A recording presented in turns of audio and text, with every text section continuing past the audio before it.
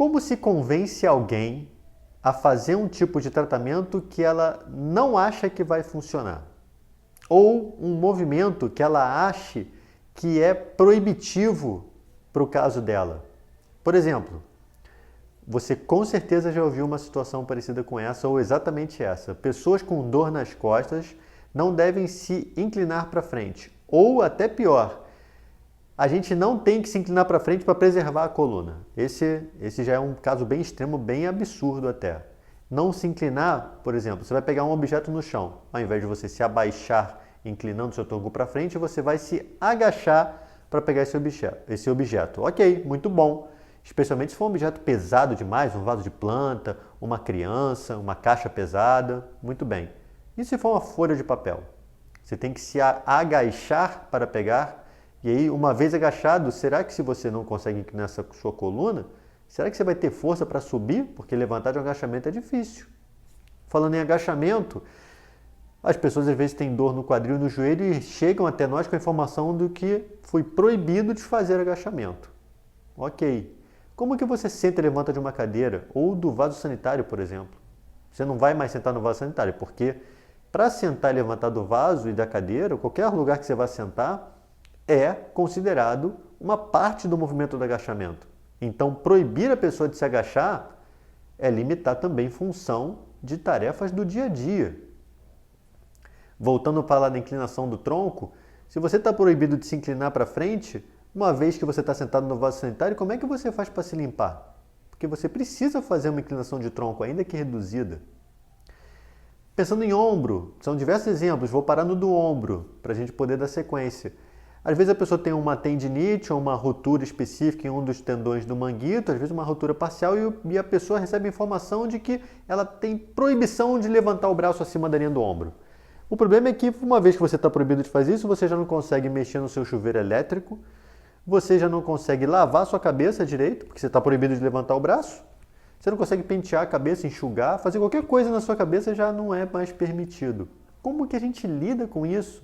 Será que é proibitivo mesmo? Isso, vamos voltar para a base agora. Será que é proibido? Essa análise tem que ser feita de forma individual. A gente não pode generalizar e achar que todos estão errados. Existem particularidades que podem sim trazer um impedimento para algum desses movimentos, mas isso é extremamente raro. Não tem como a gente generalizar tanto e receber a quantidade de pacientes que a gente recebe com essa quantidade de medo e receio de se movimentar. Porque esse é o maior problema. Os movimentos existem. A gente tem que ter as nossas articulações e músculos preparados e saudáveis o suficiente para realizar esses movimentos.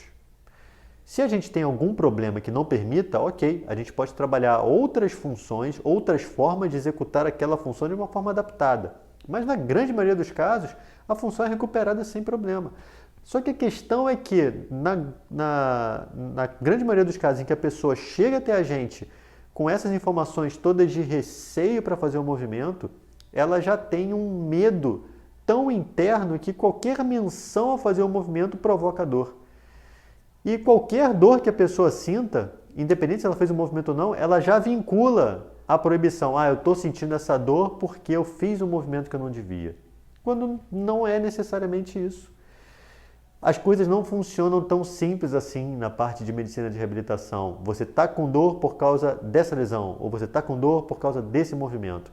É uma reunião de fatores, são muito mais fatores. A gente hoje chama de uma relação multifatorial.